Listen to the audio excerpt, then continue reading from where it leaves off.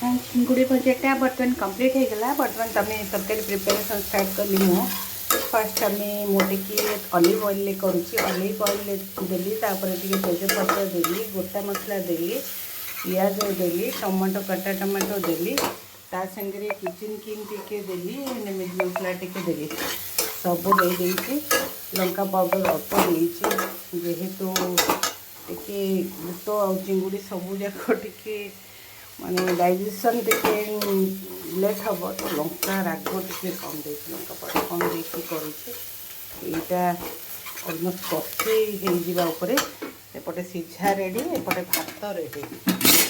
बर्तमान यटा को खाली ढालिबार अच्छी बुट आलूटा को आउे कषी होगा बुट आलू ढाली दबा लास्ट को गोड़े देकी गरम मसला टिके देदबा।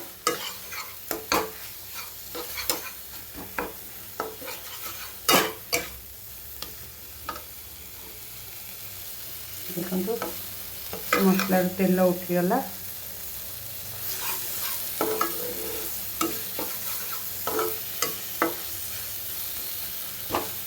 मसलाटा जी कषे बुट आलू चिंगुड़ी टेस्ट लगे यहाँ हूँ मेन कषार जिते तेल उठे पारे धीरे सिम फ्लेम रखी रखी भितर पके कटा पियाज सीझी टमाटो भी सीझुचे सब मसला भी दिखाई सीझुचे।